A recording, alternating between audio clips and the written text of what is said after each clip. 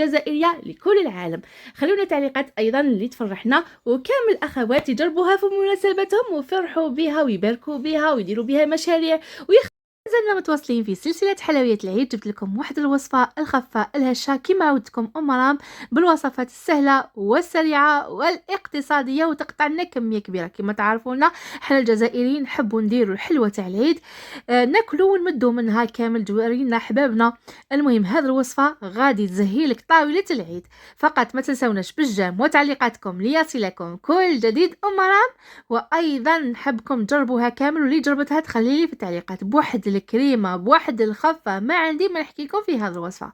نروحوا نشوفوا مع بعض الوصفه ونروحوا مباشره نشوفوا مع بعض المقادير. عندنا 500 غرام من المارغرين على درجه حراره الغرفه، عندنا جوج كؤوس من السكر الناعم اللي هو سكر جلاس، عندنا كاس من الزيت، نعاود نكرر لكم 500 غرام من المارغرين، جوج كيسان من السكر الناعم، وعندنا كاس من الزيت، قرص ملح، وملعقه مملوءه تاع اكل لافاني. هذا المقدار يعني تقدروها لمناسباتكم. عندنا 5 حبات بيض على درجه حراره الغرفه، انا درت كامل البيض كامل يعني ما نحيدش الصفار والبياض وحده. وراح نخلطوا كامل المكونات بالباتر. عندك البيتر تقدري تستعمليه، ما عندك لا بيترا ولا باتر تقدري تستعمليه فقط بيدك، يعني تخلطيها جيدا حتى انت تخلط لك وتندمج لك. ودائما ديري لافاني اذا كنت حتحركيها بيدك ديريها في الاخير. وانا كما راكم تشوفوا خلطها جيدا حتى ينسجموا لي. واذا شفتوا انه المارغرين تاعكم ذايبه باش هكا العجينه تاعكم من بعد ما تطلق لكمش الزيت، خلوها تشد روحها شويه في الفريجيدير هكا حوالي 10 دقائق واستعملوها مباشره. اذا كما راكم تشوفوا راح نجيبوا 5 ملاعق من النشاء اللي هي المايزينا، هذه الملعقه الاولى، وراح نضيفوا الملعقه الثانيه، وراح نضيفوا الملعقه الثالثه الرابعه والخامسه. هنا ملعقه تاع اكله. وراح نضيفوا ايضا من الكاكاو البني، ما ديروش الاسود، ديروا البني هو اللي يعطيكم البنه المليحه، لانه الاسود راح يعطيكم المراره. نديروا 3 ملاعق تاع اكل. هنا راح نضيفوا 10 غرام من الخميره الكيميائيه بما يعادل كيس، يعني شكاره واحده تاع خميره فيها 10 غرام. وراح نخلطوا جيدا. على بالي بلي حتقول لي امرام 250 غرام تعادلها وحده كيس خميره، مانيش حابه يتبدل الشكل، درت فقط 10 غرام ما درتش 20 غرام. اذا كما راكم تشوفوا ايضا راح نضيفوا الفرينه انتهي بالتدريج حتى نطم كامل العجينه تاعي، وراح نخليها في نفس الوقت شويه طريه هكا باش يعني تجينا شيشه لما ناكلوها، وجينا مرمله، وجينا في نفس الوقت مقرمشه وبنينه. راح نطمها كامل بالفرينه حتى نتحصل على عجينه كما راكم تشوفوا. انا العجينه تاعي فقط طميتها ما نعجنهاش، راح نقسمها على زوج. انا ما نشحال نرجعها يعني ملساء هكا باش تبقى لنا مرمله كما راكم تشوفوا اخواتي. بعد ما قسمتها على زوج راح نجيبوا كيس البلاستيكي اللي نستعملوا الغذائي طبعا، اللي نستعملوا باش نحلوا العجينه تاعنا باش ما نبقاوش نضيفوا الفرينه. لما تضيفي كل مره الفرينه راح تيبس لك العجينه تاعك، وراح تعطيك واحد الطبقه تخلي الشوكولا تاعك يعني او عفوا راح تخلي الحلوه تاعك يابسه. كما راكم تشوفوا راح تجيب هذه الطريقه. السمك تاعها راح نديروا حوالي 1 سنتيم او نصف سنتيم حسب يعني العلو حبات نتيا. ما تنساش بانه فيها الخميره.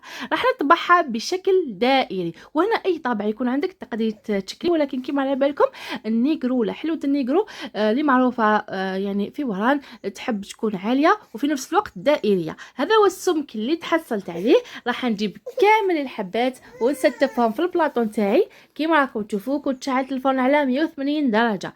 هنايا كما راكم تشوفوا بكل سهوله راح نهز الكوباط وراح نحلها.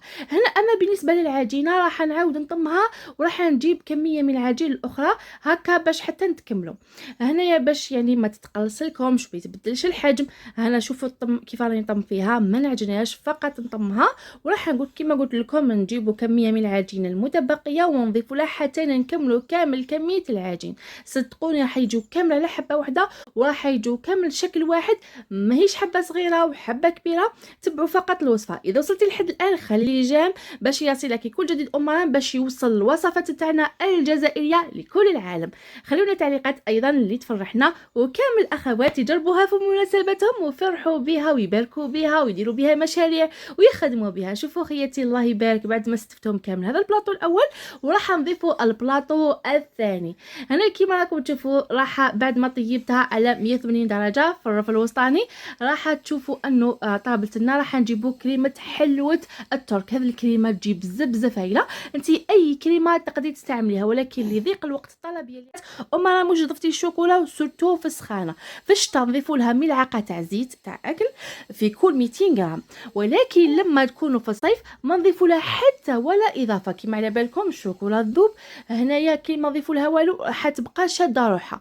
هنا كيما راكم تشوفوا اخواتي راح نكلاصي كامل الكميه، وفي نفس الوقت نحط كامل حبات الجوز نتاعي نحطها في المجمد هكا تنشف لي، من بعد نحيلها الزوائد نتاعها ونحطها في الكيسات والورغونزا تاعها. وهنايا كاضافه درت لها شويه من الناكري. تحبي تضيفي لها قليل من الورق الذهبي، ما كاينش عندي الورق الذهبي، ولكن انت اذا عندك ورق ذهبي ذهب وذهبي، المهم الورق الذهبي حيعطي لها واحد التزيين هكا رائع. المهم اخواتي رجعوا لي في التعليقات كيف جاتكم الحلوه، وجربوها وقولوا لي على الكميه اللي دير الله يبارك والهشه والخفه. ويعني للامانه حبه كبيره، اذا صغرتيها راح تعطي لك حوالي 90 حبه، اذا كبرتيها كما درت انايا راح تعطيك حوالي من 75 الى 80 حسب السمك حسب المول نتاعك، يعني عدد الحبات. اذا اخواتي شوفوا الكميه ربي يبارك، ومازال يعني تبقاو لي الحبات دوك نكمل فينيهم كامل ونوريكم الحبه كيفاه تجي بعد ما نقسمها. صدقوني تجي بزاف هايله، تحمر لك وجهك في كل المناسبات كما قلت لكم في البدايه. نتمنى منكم الدعم والبارطاج، وايضا تعليق تاعكم الحلوه اللي تحفزني اني نعطيكم هكا وصفات اللي تخدموا بها تسترزقوا بها تحمروا بها وجهكم. وحتى عجوزتك حتعطيك او تضرب بك المثل لما ديري هذه الوصفه، لانه مليحه للعجايز يعني اللي ما عندهمش السن، لانه تتفتت قبل ما تحطها في فمها، تجي رائعه وبنينه وتجي الهبال تاع الدنيا. نقولكم نحبكم بزاف. في فيديو قادم ان شاء الله شوفوا الهشه شوفوا الخفه. فيديو قادم ان شاء الله استنوني. سلام.